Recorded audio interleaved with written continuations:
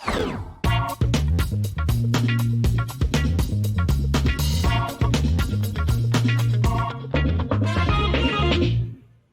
everyone, thanks so much for joining today. I'm Kim. Not bad. And I'm Greg, and we're from Hungerford Technologies. So it's our third episode. That was a neat little intro. We got music going now. That was pretty cool. Usually we're standing here trying to smile before the screen cuts to us so that we're already smiling. But this time I was like sincerely smiling. That little intro is neat. So Webex Wednesdays at 1. We started doing this because if you do not have the ability to host meetings in some sort of virtual meeting capacity as a business, you're behind, and we're trying to help educate. So it's important to us. We've been using it for many years. And so that's the idea here. In order to accomplish that goal and evangelize hosting, we're going over Webex. And specifically, every time we meet, we're going to have a session that is prepared. The first half will be prepared content, usually running for about 10 to 20 minutes. And then the second half, we're going to open up to Q&A. To anybody watching, throw in a comment, say whatever you like, even if it's not about the topic today.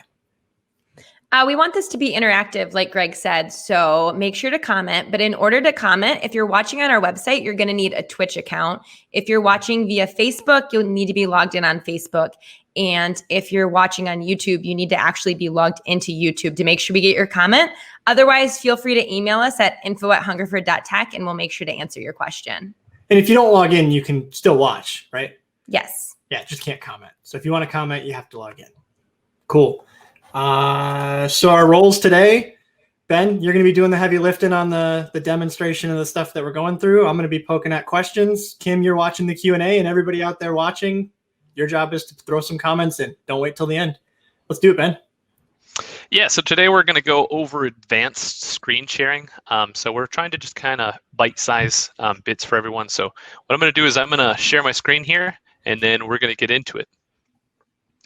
So what we have here is we just actually brought up a Webex session between Greg and I. And one thing to note too is, just remember if you are a professional, Greg is not, that you do have a professional photo. So once we get into it though, on the bottom of your screen, there's a couple different ways that you can share. And one of them is down here in the little box with an arrow pointing up in it. So I can go in here and I can share my screen and I can share content from here. If I have multiple screens, I can share multiple different monitors. If I have specific applications, I can share those applications. I can also share files, other applications, and I can do whiteboarding inside of the tool as well. Ben, I usually tell people not to share files through the actual application. Like in general, if you feel like you need to share a file by clicking share file, you're probably doing something wrong. Yeah, I would agree with one exception. Like if you're given a PowerPoint presentation and you want to upload it into the session and you have other people who are speaking and you want to click through the slides for them if they're not as technical, that's where I would say you may want to upload it into the session. I've seen that, but for the most part, I would say that's probably true. You don't want to upload a file into the session if it's not a PowerPoint and if you don't have people on the side who are going to be presenting and speaking who are technical enough to be able to share their own screen. Speaking from personal experience, it's just more thinking to load the file into Webex than it is to just share your screen and present the PowerPoint like it's on your computer already. Yeah, absolutely. Yep. And then so a couple things to note here are at the very top, if you're sharing video content, one thing that is really important is that you change from optimize for text and images and change it to optimize for motion and video. The reason that we do this is because video sharing on any sort of application, any video conferencing application usually has to be done by you downloading the file and having it on your shared drive or somewhere else, then uploading it into the session and playing it from your desktop and then pushing that audio into the meeting. Where it slows down is if I try to share my screen and share it of a video playing and do that, it's going to be choppy and you're going to have bandwidth issues, or it's going to be very pixelated and grainy, or audio and video aren't going to match up. So if you are sharing video content, make sure that you do download that, save it somewhere, and then upload it into the session. And make sure you also do this. too many times people reach out to me and say, hey, I did what you said. I uploaded that video into the session and I tried to play it. And then we get on a session and their box right here is not checked. Because what it's doing is it's pushing that audio out for everyone so you can hear it over that. So this is a big deal. Like, it's a huge deal. Yeah, it's a huge deal. Like even a year or two ago, if someone said they wanted to play video over a Webex or any video sharing platform, I would tell them, do you really need to? Like, just do you really need to? Make sure you mean it. But then when they started coming out with this ability, it went from being you can't do it, just don't do it, to okay, you can, just make sure you know what you're doing. Yeah, and another thing too that people always ask me is if I upload a PowerPoint file and it has video built into it, am I going to run into issues? And the answer is yes. So if you're doing any sort of uploading a PowerPoint file into the session, make sure that you just strip out all of those animations, because anything extra like that is going to really slow it down, or just make it so it's just not functioning and not working and people aren't able to see it. So usually what I do too is before any big event or big session that we're running with attendees or customers or whoever it is that's really important, we will do like a test run to make sure everything's working.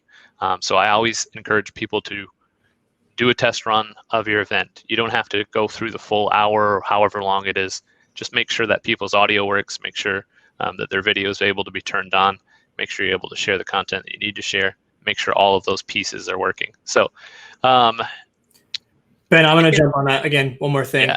The first time they came out with the ability to stream your audio or stream your video that's optimized for video, I was like, why don't they just have that on all the time? So I was playing around with it. You'd think, why don't they just always do that? When you're in your normal screen, like in a normal meeting, the default is to have the highest resolution and fidelity so that when I move my hands real fast like this, you don't see like the clipping slow move. They want speed and video quality. When you switch to optimize for video, they actually are lowering the resolutions. You'll see it'll get a little bit fuzzier, but it's a small cost for the fact that it's now way more tolerable to watch. So I think there's still kind of a battle being fought of when do we want to optimize to be the best looking video platform? Because right now you see me and I'm moving smoothly, versus the less often times where you need it to be very smooth. So you lower that fidelity a little bit. And then the other thing too, you covered it, I just want to say it again, checking that extra box. You want to pull it up on the screen? Checking that extra box. If you don't check that box, the audio plays for you out of your speakers. And the only way anybody is going to hear it is it's coming into your room and then into your microphone and then back into the session, and it's going to sound terrible. When you check that box, everybody hears the audio coming out of their own speakers, wherever they are. It's really nice. I don't know why it doesn't just automatically check that box, but be aware of that if you're not getting what you expected.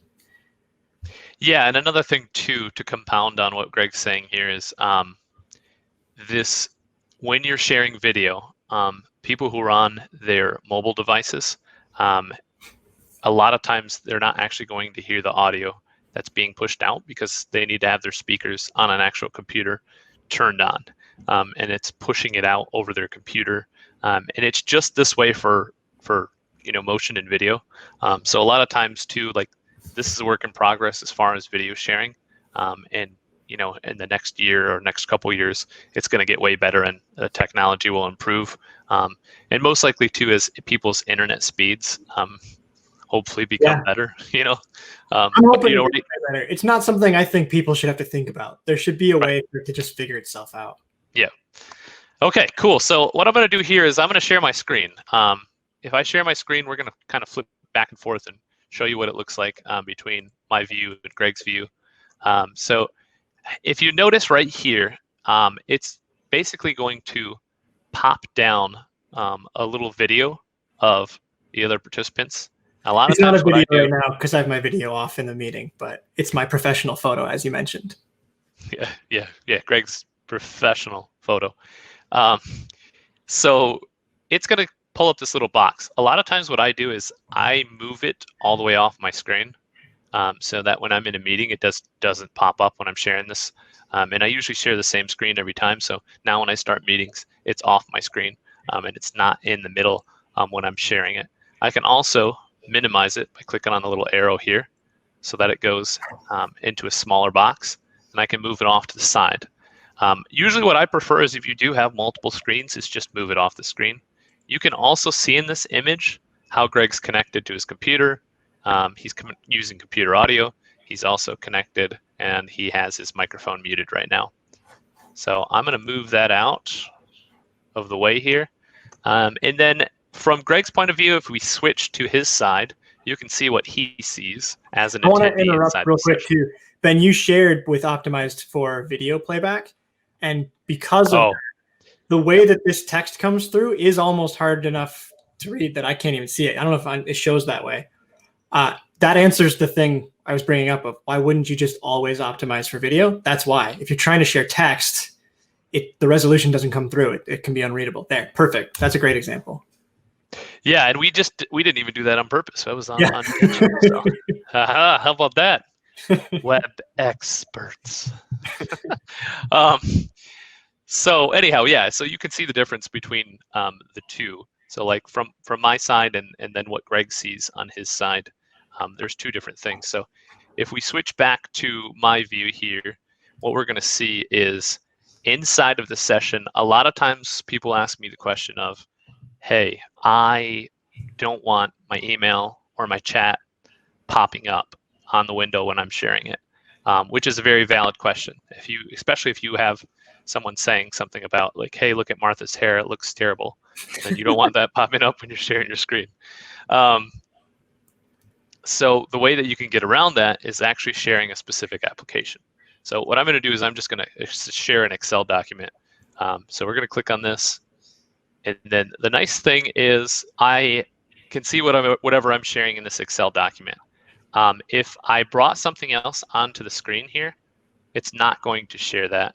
And it's going to gray it out on, I'm trying to see how I can share this so that you guys can see that. You can just show my side. So pull up that. So this is what I see when Ben's sharing his Webex, his Excel. And then Ben, when you pull up the other Word document, I just get a whole blank screen. What happens when you minimize that screen so that it's not fully minimized, but like partially covering the screen? Yep. So it'll be a smaller gray box. I just actually minimized it, but pull something up. I just want to show it. Yeah, absolutely. So we can. There. So now you can see that.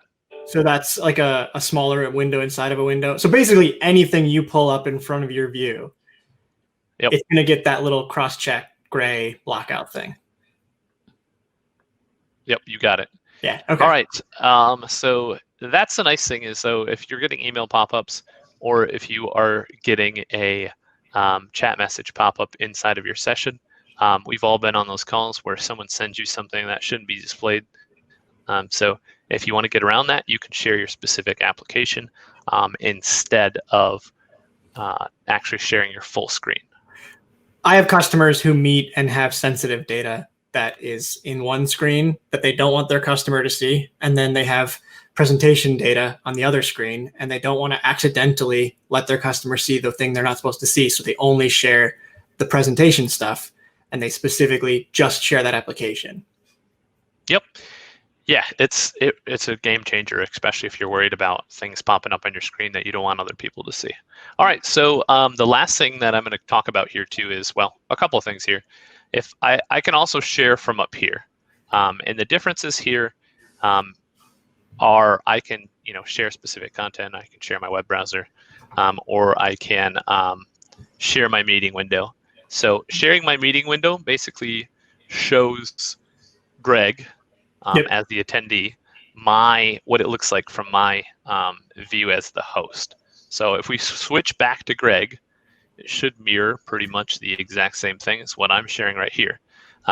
If I stopped sharing my meeting window, Greg's view would be totally different. And let's say I'm sharing my screen here.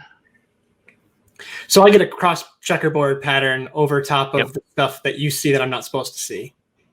Yep. All like right. That. And then I'm gonna I Like just shared that. my full window. Yeah. Yeah, like that drop down orange dock. I don't see that when you're sharing normally. Mm-hmm. So if you want to tell me something about that drop down, you can't. I can't see it. If you share your meeting window, I can. Yep. Yeah. So there's a little view here too that I can click up at the top so that I can see the view that the attendees are going to be seeing from what it looks like from their end. So I can kind of preview that and preface that so that I get a view of it before I share my screen with everyone else. All right. One more thing that I wanted to go through too is up here, if you want to upload a file into the presentation inside Webex, you can come up here and do a open and share, and then it'll pull up your files and you can upload it into the session. Like we were saying earlier, though, it might only be beneficial for you to do that if you're working with other people who are panelists or presenters that are not very technical, and you want someone who's more technical to flip through the slide deck, and then those people can still unmute their microphones and speak while the other person flips through the slide deck for them. Those are usually the only times we see that. I just thought of another one. This wasn't one we had talked about before, but everyone's had that experience where you're in a meeting and somebody is sharing their screen and you're kind of surprised that they even figured out how to share their screen because they're not that technical. And then you need them to stop sharing their screen and they can't figure it out. What I'll do is anybody can click share screen anytime. You don't have to wait for the person sharing to stop sharing. So I can say, okay, click share, and then it's going to pop up for me. Ben, you helped me out. Don't help me out. Share your screen again so I can show what it actually looks like. So let's pretend Ben couldn't figure out how to stop sharing because he's like, I don't know how to stop, or it's a socially awkward situation. I don't feel like trying to explain to him in front of everyone how to stop sharing his screen. If we flip over to my view now, so this is what I see as a participant. I can choose to share my screen, share screen one, and it's going to pop up and say, hold on, wait a minute. Ben's sharing his screen. Do you really want to steal the screen share away from him? And in the example I gave, that's exactly what I want. Instead of explaining to Ben how to stop, I can steal the screen share and then immediately just stop my screen share, which saved the other person who couldn't figure out how to stop. It's like a little trick that I've used many times to help somebody who couldn't figure out how to stop. Yeah, and then you don't have to make them feel like an idiot either. So yeah. That is really helpful and really beneficial because then you don't have to be like, all right, and then everyone's like, Jim always has this problem. I was just on a meeting the other day with someone who did that to him. Oh yeah, Jim, you just press stop sharing, And yeah. he's like, his face started turning red. If Hopefully someone would have Jim's just not shared watching their this screen. today. Yeah, I know. Sorry, Jim. I actually I changed his name to something that wasn't real. Smart. So it would feel bad. Kim, you had asked about pausing versus stopping. Yeah. So, first of all, Ben, I don't know if we said this. Maybe you did. When you first share your screen and you're not used to it, like you're used to this being Webex, and then you click share screen, and all of the buttons you're used to seeing disappear. Yep. They go up into this dock up at the top. If I scroll away from it, it'll disappear. So I've had lots of times where people are like, all my buttons went away. How do I don't know what to do. You just scroll up to the top and they give you this compact view. I would say I'm about lukewarm on this compact view as far as comfort in navigating it. Often if I don't know what I needed to do from this view, I'll just stop my screen share real quick, go do it the way I'm used to inside of the normal view here, like going to find participants and that kind of stuff. But I digressed. Pausing versus stopping. Yeah. If I stop, you can see it goes back to everybody switched back to seeing each other.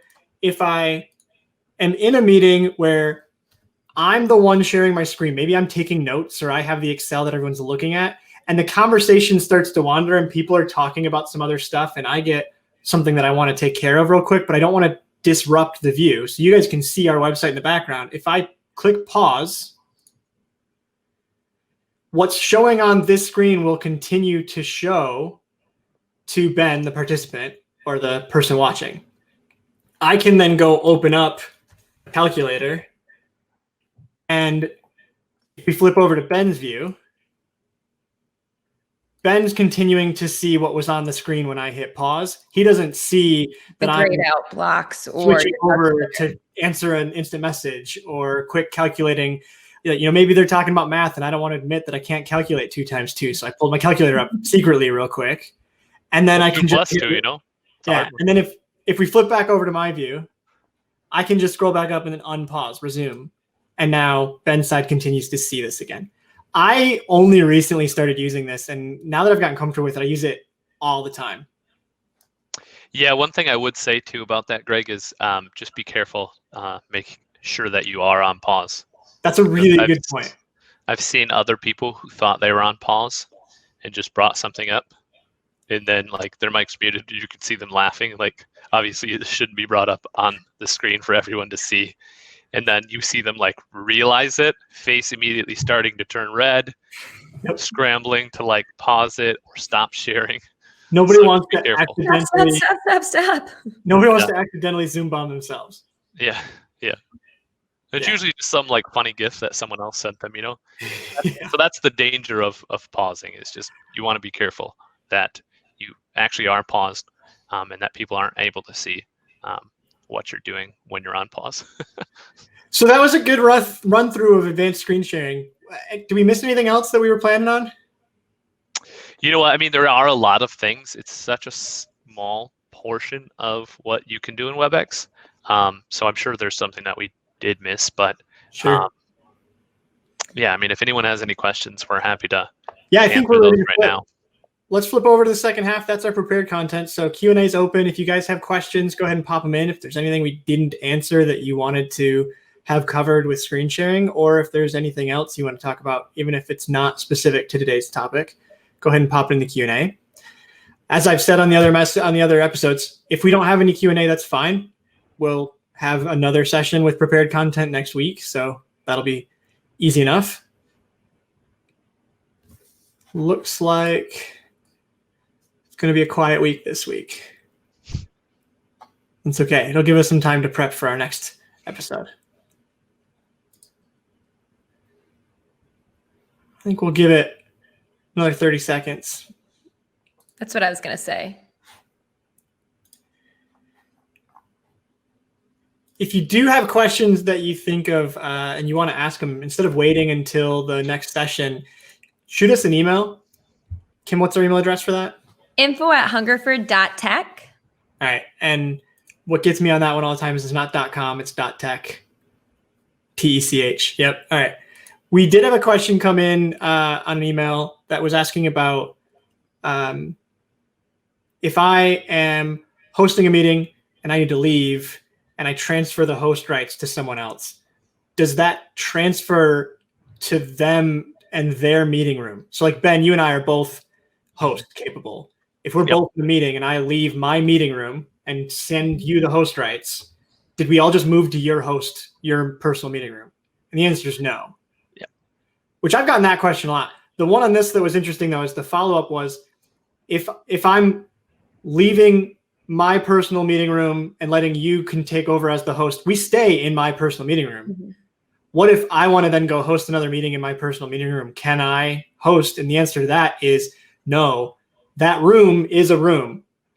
That's my room. I gave Ben the keys to my room. He's hosting my room. I can't use that room for something else at the same time. Right. And Ben, you were saying, but there are some other options. Yeah, a couple different options. That if you have the other versions of WebEx, you can actually have a personal meeting room. And let's say that personal meeting room meeting is going over by like 10 minutes, but you need to get on an event that you're hosting. You can leave that room. And so say Greg and I are in this room. If we switch back to my screen share, we can actually see I have the option when I click the red X, it'll say end meeting or leave meeting down here. If I click that leave meeting, then Greg remains the host of my room and the presenter. And then I can go and leave this personal meeting and go to my WebEx event, hop on there. If I also had a WebEx training, I could hop off of my WebEx event or my personal room meeting and go to that training. And all three of those could technically be open all at the same time, which is definitely something that I wouldn't recommend, but it is possible if you do have that. Yeah. Just there's many complexities where it could potentially go wrong for you. So you just got to be careful if you ever do that. And so I think the simple answer is, if you have back-to-back meetings in your personal meeting room and it's running long and you're thinking you can just give somebody else the host rights and hop into another view of your room, you can't do that. If you have back-to-back meetings, you have to kick out the first group, just like in a real world conference room. You have to kick out the first group. Yeah, absolutely. That's a great question, though. It was a good question. That's why I wanted to bring it up. We didn't do the fancy tech, though, and make sure that it was presentable. I just grabbed it from an email I got this week. Cool. Okay. If we don't have any other questions, I think we're probably going to hop off, and we appreciate you guys joining this on this Wednesday.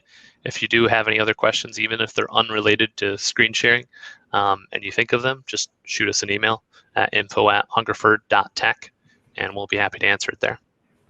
Cool. Thanks, everyone. Bye. Bye.